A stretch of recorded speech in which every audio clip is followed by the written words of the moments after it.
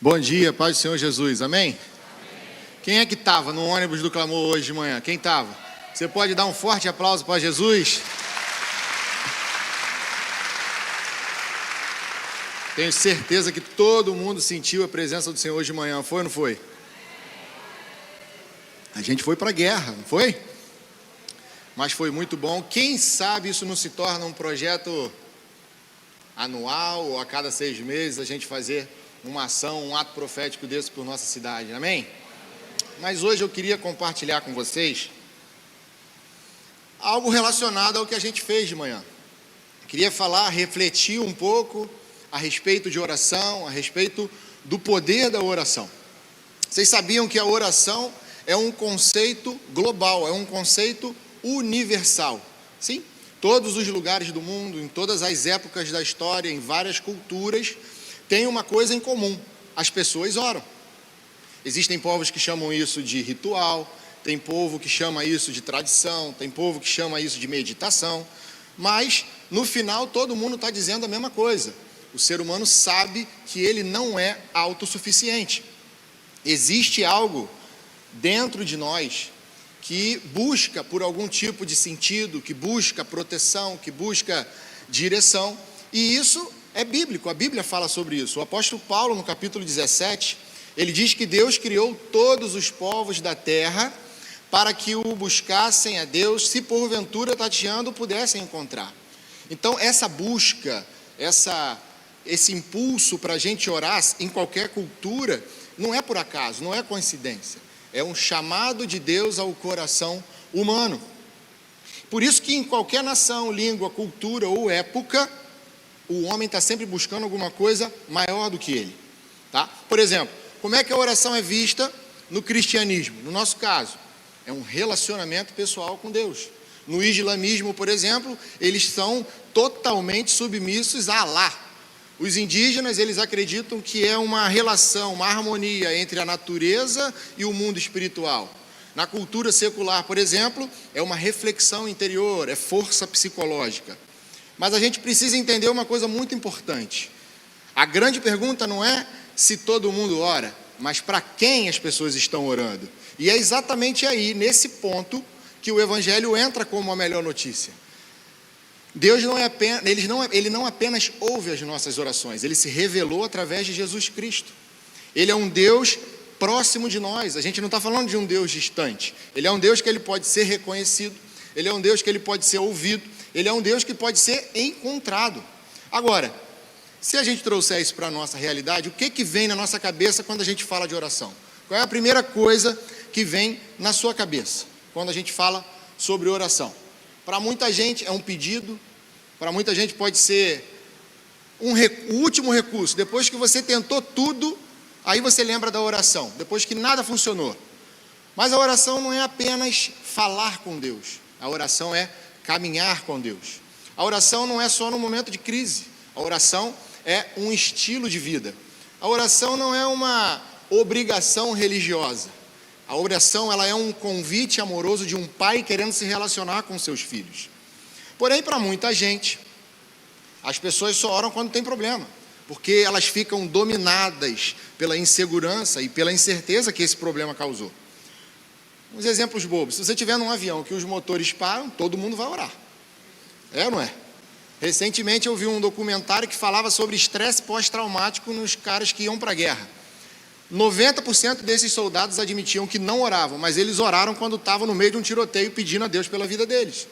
Então, parece que é instintivo do homem orar só quando tem problema. Vou te dar mais 2 exemplos. Quando você trabalha muito para conseguir comprar alguma coisa, um carro, uma moto, uma casa, não importa, um telefone, você agradece lá na loja quando você consegue comprar? Não, você não ora lá na hora. Você até ora, mas você chega em casa, você reúne a família, você traz a chave aqui na igreja para o pastor orar, você agradece, mas não é na hora. Mas agora olha só esse outro exemplo. Ano passado, no início do ano, a gente estava viajando. Eu, Rayane, já tinha Rafael, minha mãe Cabral estava, minha irmã e os meus sobrinhos também. A gente foi num lugar, num museu, que era conhecido como Museu Infantil, Museu da Criança. Era um prédio de 4 andares e lá dentro tinha um monte de brinquedo interativo, que você entrava dentro do brinquedo, brincava com as crianças.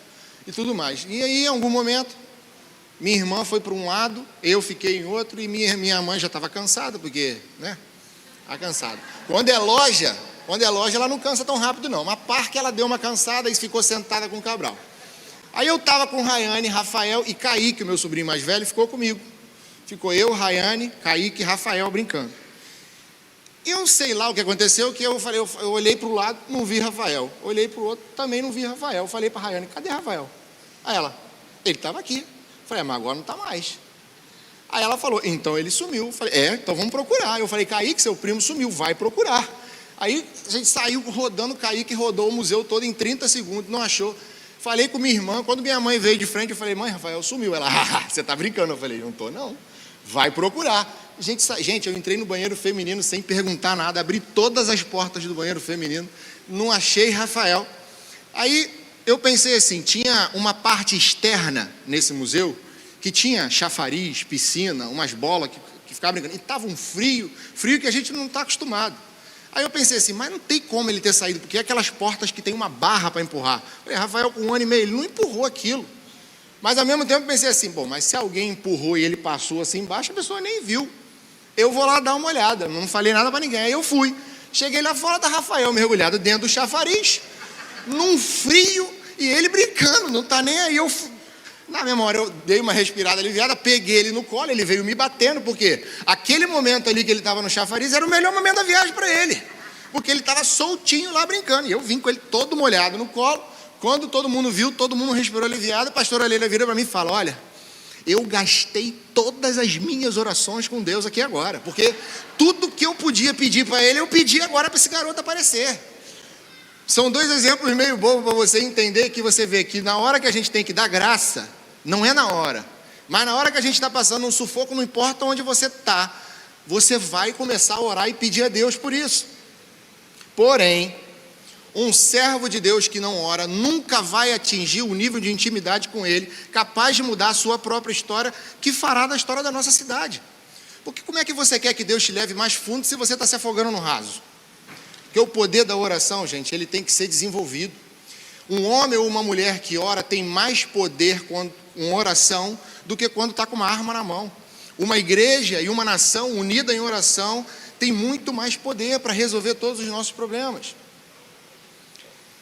Todas as nossas respostas, os nossos desafios podem ser encontrados através do contato com Deus. E se a gente for para a Bíblia, nós vamos encontrar um monte de história que fala de oração, do poder da oração. E essas histórias mostram exatamente isso para a gente. Abre comigo aí em Lucas, no capítulo 18.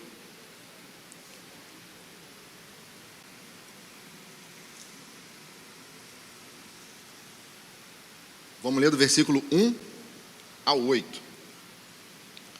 Que diz assim: Então Jesus propôs uma parábola aos seus discípulos, com a intenção de adverti-los quanto ao dever de orar continuamente e jamais desanimar. E lhes contou: Em certa cidade havia um juiz que não temia Deus, tampouco era sensível às necessidades das pessoas. E havia naquela cidade uma viúva que frequentemente se dirigia a ele, rogando-lhe: Faze-me justiça na causa que pleiteio contra meu adversário. Ele por algum tempo não quis atender. Todavia, mais tarde, considerou consigo mesmo: É bem verdade que eu não temo a Deus, nem respeito a pessoa alguma. Contudo, como essa viúva me importuna, farei justiça a ela, para não acontecer que, por fim, venha me aborrecer ainda mais. Então, Jesus concluiu: Atentai à resposta do juiz da injustiça. Porventura Deus não lhe fará plena justiça aos seus escolhidos, que a ele clamam de dia e de noite, ainda que lhe pareça demorado em atendê-los? Eu vos asseguro, ele vos fará a sua justiça e depressa. Então, Jesus era muito comum na época ele usar parábolas e histórias para exemplificar o que ele estava querendo dizer, para passar a mensagem dele. E aqui ele fala de uma viúva bem insistente. E a gente observa que até um juiz injusto cede à insistência de uma intercessora. Quanto mais Deus, que é o nosso Pai amoroso e misericordioso, e Ele diz que ouvirá e fará justiça àqueles que clamam a Ele. Agora lá em 1 Samuel, no capítulo 1, versículo 9 e 11, não precisa abrir que eu vou ler para você, diz assim: Certa ocasião em Siló, logo depois de haverem terminado de comer e de beber, estando o sacerdote Eli sentado numa cadeira junto a um dos pilares à entrada do santuário do Senhor, Ana se levantou e, com a alma profundamente sofrida, chorou muito e orou ao Senhor, e fez o seguinte voto: ó Senhor Deus Todo-Poderoso, se quiseres dar atenção à humilhação da tua serva e te lembrares de mim, e não te esqueceres da tua serva, mas lhe concederes um filho homem, então prometo que dedicarei a ti, Yahvé, por todos os dias da sua vida, e o seu cabelo e a sua barba jamais serão cortados. Gente, Ana, ela era uma mulher sofredora. Primeiro porque tinha lá a Penina que perturbava ela, e segundo porque ela não podia ter filho. Então ela orava incessantemente por esse motivo, porque ela queria um filho. Se a gente continuar lendo a história, a gente vai ver que as orações dela foram atendidas e ela engravidou. Ou seja, insistência, persistência na oração. No capítulo 6 de Daniel, conta quando Daniel foi jogado na cova dos leões. Existia naquela época um decreto real dizendo que não podia orar, mas ele continuou orando. Por esse motivo, ele foi jogado na cova dos leões. Então, Daniel era um cara com muita intimidade, nem com um decreto real ele parou de orar. Então, isso mostra para a gente que uma vida de oração, você sendo fiel na sua oração, Deus protege um servo fiel, mesmo em meio à perseguição. E agora a gente tem o melhor exemplo de todos, seja na Bíblia ou fora dela, que é o exemplo de Jesus Cristo. Em diversos evangelhos a gente observa que Jesus estava sempre separando o tempo de oração. Ele nos ensinou a orar. Ele mostrou com a própria atitude dele que ele orava antes de grandes decisões, como por exemplo para ele escolher os discípulos. Ele também orava em momentos de angústia, como lá no Getsemane. E esses são só alguns exemplos que mostram o poder da oração. Mas só tem poder quem ora. Só tem discernimento quem ora, só tem intimidade quem ora, só tem relacionamento com Deus quem ora, só vai ter direcionamento quem ora. Mas entenda uma coisa, quando você ora, você não ora porque Deus precisa saber o que você quer. Aí você vai falar para mim, ele já sabe. Aí você pode me perguntar, então para que eu vou orar? Se ele já sabe tudo o que eu preciso, se ele já sabe tudo o que eu vou falar, por que eu tenho que orar? Ele já sabia, por exemplo, o que o cego queria ou o que precisava. Ele já sabia o que o paralítico queria ou o que ele precisava. Mas mesmo assim tem que pedir. Sabe por quê? Porque essa é a oportunidade que a gente tem de nos expor para Deus. Porque é exatamente através da nossa vulnerabilidade que o milagre vai acontecer.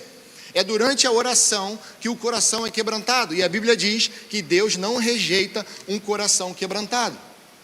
Agora, muita gente tem um problema de terceirizar a oração. É ou não é? Às vezes você mesmo não ora, mas você pede oração. Às vezes você olha assim para uma pessoa, tipo a pastora Luciana, a pastora Denise, a oração dela é mais forte. Eu vou falar com ela porque ela tem intimidade com Deus, então eu vou pedir a ela para orar. Mas você está esquecendo de um detalhe. Todo mundo aqui é filho do mesmo Pai e tem acesso direto a um Deus misericordioso que escuta as nossas orações. Olha o exemplo de José. Ele foi vendido pelos irmãos, mas era um homem de oração. Passou o que passou e depois se tornou governador do Egito. Olha o exemplo do rei Davi. Estava lá esquecido no campo, mas era um homem segundo o coração de Deus e foi escolhido para reinar. Então, nós temos que entender. Sabe o que tem em comum entre esses dois homens, José e Davi? Quem ouve os céus governa na terra. Quem não ouve os céus vai ficar terceirizando a oração. Quem não ouve o céu nunca vai viver o milagre, só vai ficar assistindo o milagre dos outros. Quem ouve o céu tem medo, quem não ouve o céu tem medo de tudo, não tem paz, é ansioso. Mas quem escuta os céus pode declarar com firmeza o quê? Ainda que eu ande pelo vale da sombra da morte, não temerei mal algum, porque tu estás comigo. Tem uma história de um homem que juntou dinheiro o ano todo para fazer uma viagem de cruzeiro. Era a primeira vez que ele ia fazer essa viagem. E aí, quando chegou a época da viagem, todos os outros passageiros perceberam que quando dava a hora do café da manhã, almoço e janta, ele nunca ia para o restaurante ou para o refeitório. Ele não aparecia, ele ficou a viagem inteira sem aparecer lá. E algumas pessoas viram esse homem comendo biscoito na hora dessas refeições.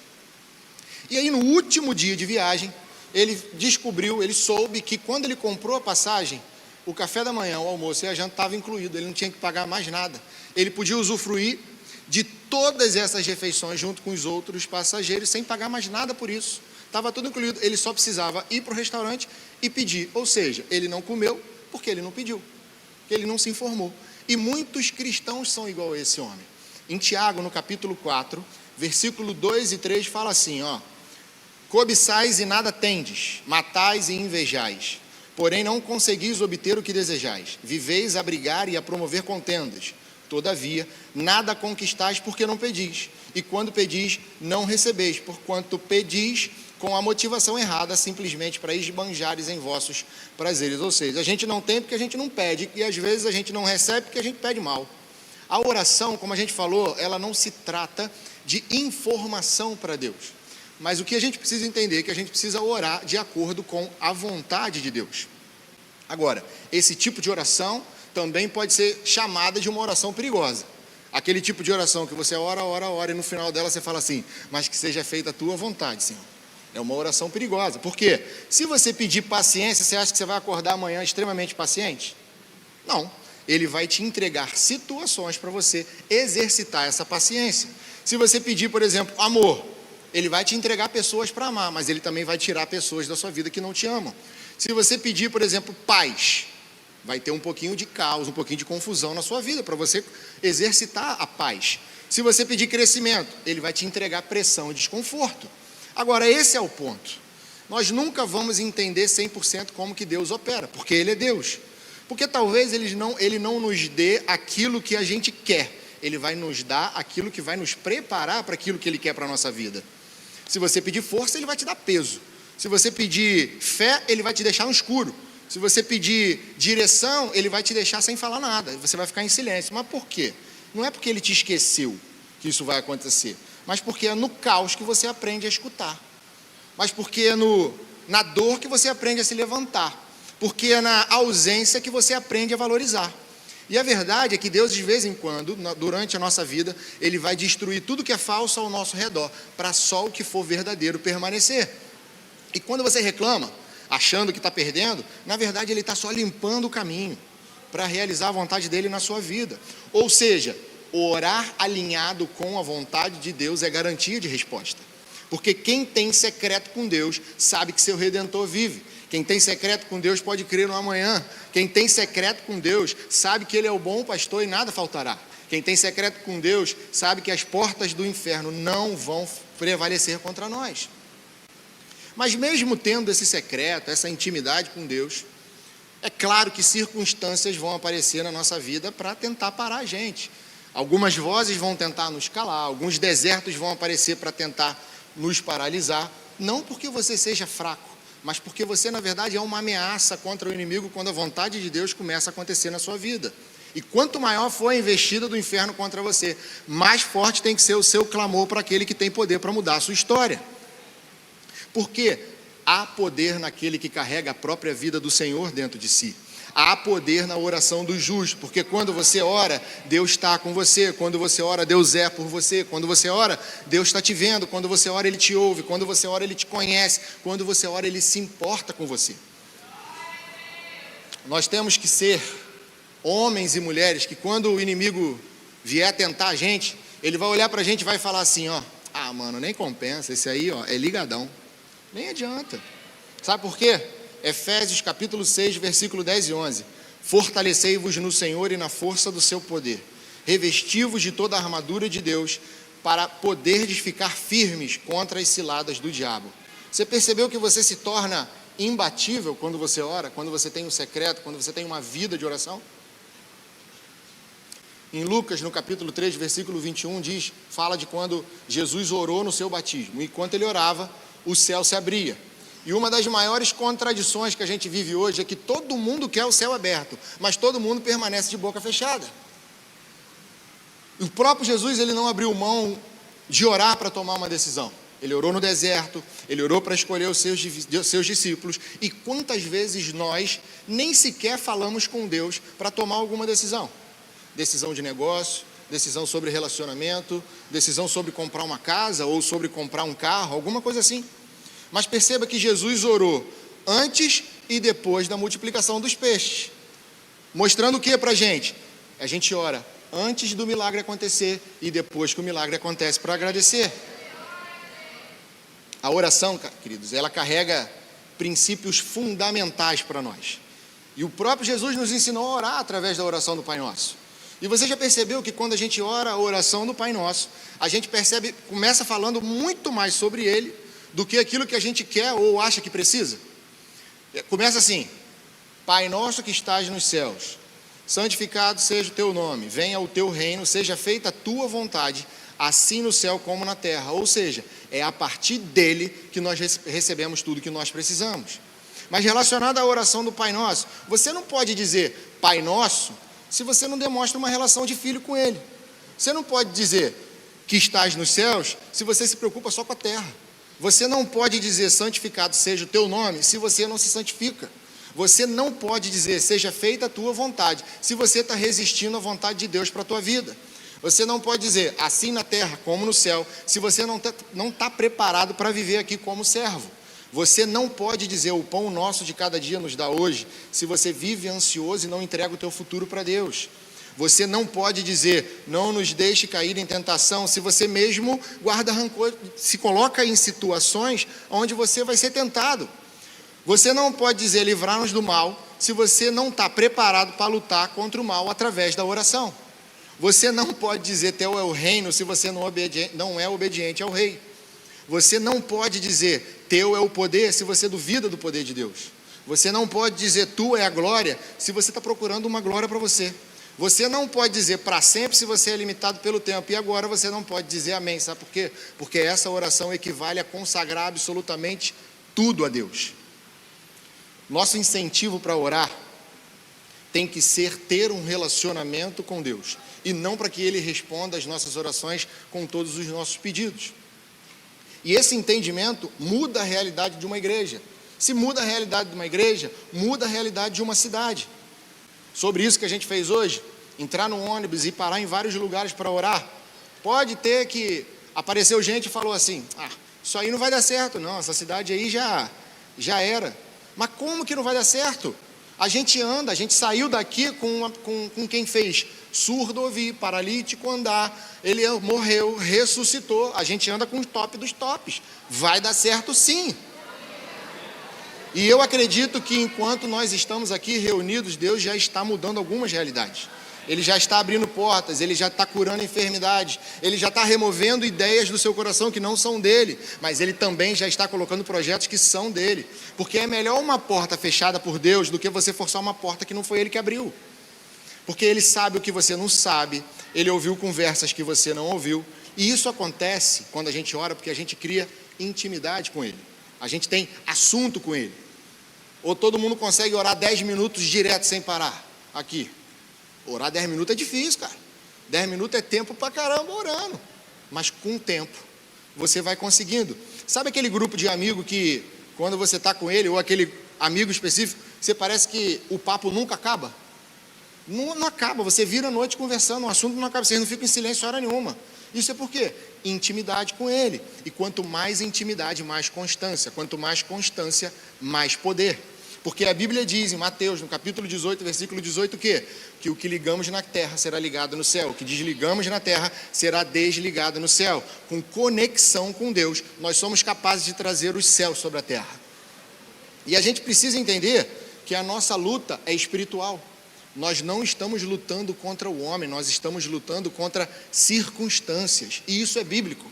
Em 2 Coríntios, capítulo 10, versículos 3 e 4 fala: porque embora andando na carne, não guerreamos segundo a carne, porque as armas da nossa milícia não são carnais, mas poderosas em Deus para a destruição das fortalezas. Ou seja, nossas orações têm poder para gerar vida e para gerar morte. Ou seja, creia verdadeiramente nas suas palavras quando você estiver orando. José foi vendido por seus irmãos, e isso deixou ele mais próximo do seu destino profético. O que seria de Davi se não fosse Saul? Será que Daniel ia viver o que ele viveu na cova dos leões se ele não tivesse permanecido fiel? Vocês conseguem perceber um padrão nessas histórias? Quando você permanece fiel em oração, mesmo passando por dificuldades, Seja grato, porque isso te aproxima do seu destino profético, ou seja, da vontade de Deus para a sua vida. Uma dor, uma tristeza que te aproxima de Deus é melhor do que uma bênção ou uma felicidade que vai te afastar dele. Então, qual é o deserto que Deus vai ter que te colocar para tirar o Egito que está dentro de você? Porque quando você está numa luta e ora, não tenha dúvida, não vai faltar presença, não vai faltar unção, não vai faltar recurso, não vai faltar direção, não vai faltar alegria. Sabe por quê? Porque é nessa hora que é tempo de viver as maravilhas de Deus para a sua vida. A criminalidade da nossa cidade, queridos, não é páreo para uma igreja unida em oração, porque cremos que há poder no nome de Jesus. E porque o Evangelho de Mateus também nos garante isso. Ele diz: ainda eu vos digo que, se 2 de vós concordarem na terra acerca de qualquer coisa que pedirem, isto lhes será feito por meu Pai que está no céu. Porque onde estiverem 2 ou 3 reunidos em meu nome, ali estou eu no meio deles. Gente, um ato profético como esse que a gente fez hoje, se movimentando, saindo pela cidade, isso a gente está mostrando para todo mundo e para nós mesmos que nós estamos nos entregando para Deus em oração.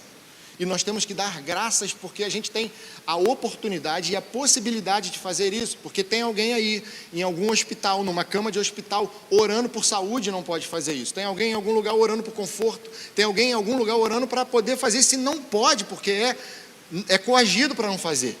Então, quando você estiver cansado, quando você estiver triste, sozinho, com preguiça, com medo, ore, se entregue a Deus em oração. Sabe por quê? Porque você pode. E quando a sua vitória chegar, quando você finalmente atravessar todo esse deserto, você vai poder declarar o seguinte: para que todos vejam, saibam, considerem e juntamente entendam que a boa mão do Senhor fez acontecer. Amém? Agora, se você não quer sair da sua zona de conforto, é melhor você nem seguir a Jesus. Porque Ele vai exigir de você que você fique desconfortável, porque é justamente nesse momento de desconforto que a real transformação vai acontecer. Entenda que quando Deus continuar te acordando todo dia, porque ainda tem plano de Deus para você. Mas a oração, querida, ela vem junto da ação. Tem uma ilustração que uma vez eu ouvi, que diz o seguinte: tinha um vilarejo que lá não chovia há muito tempo. Era um lugar muito seco, as plantações não sobreviviam e todo mundo reclamava. Até que um dia eles chamaram um homem de fora da cidade, e esse homem ele era conhecido porque ele fazia chover. Então esse homem foi lá e falou assim: ó, tal dia aparece todo mundo ao meio-dia na praça, porque eu vou fazer chover. Aí, no dia que esse homem chegou lá, toda a cidade, todo esse povoado chegou lá também. Só que ele reparou que todo mundo chegou lá, eles não levaram guarda-chuva, eles não levaram um balde, nem uma garrafinha d'água para encher.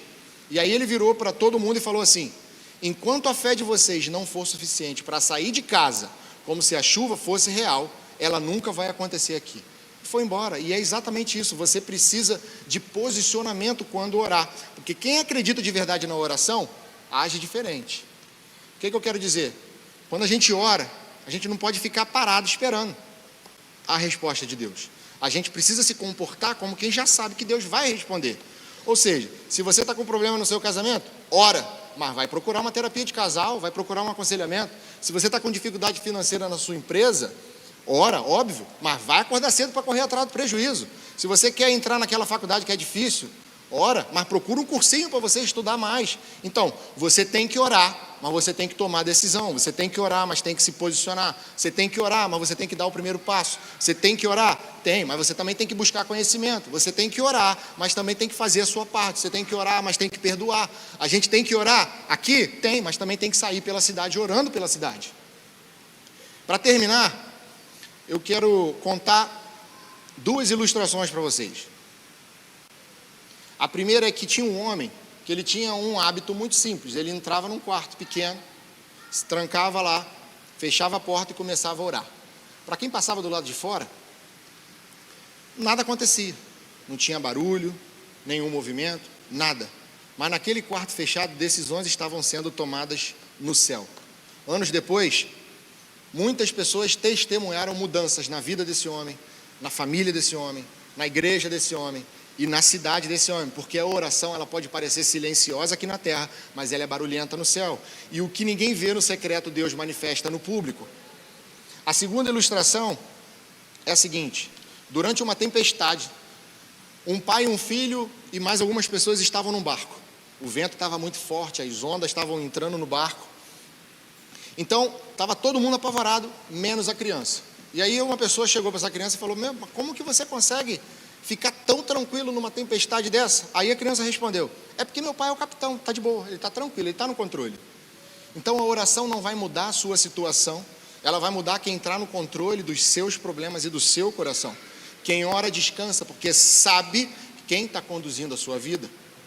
Talvez ninguém esteja vendo as suas lutas, suas lágrimas, suas orações. Talvez você está lá naquele quarto fechado, a sua dor é silenciosa, mas a palavra nos lembra que o Pai vê em secreto e responde em público. E hoje Deus está te chamando, Ele está te chamando de volta ao lugar de oração. Ele não para de impressionar pessoas, não para você ser maior do que os outros, não. Ele está te chamando simplesmente para você se render diante do Senhor. E eu queria orar pela sua vida. Eu queria que você saísse do seu lugar, você viesse aqui na frente, simplesmente para a gente orar junto. Porque as tempestades, elas vão continuar. O vento vai continuar forte. Mas a paz vem quando a gente sabe quem está no controle. E a oração, ela não vai eliminar, como eu já falei, as tempestades, mas ela nos lembra que a gente não está sozinho. É por isso que eu quero que você se entregue e se renda diante do Senhor nessa manhã.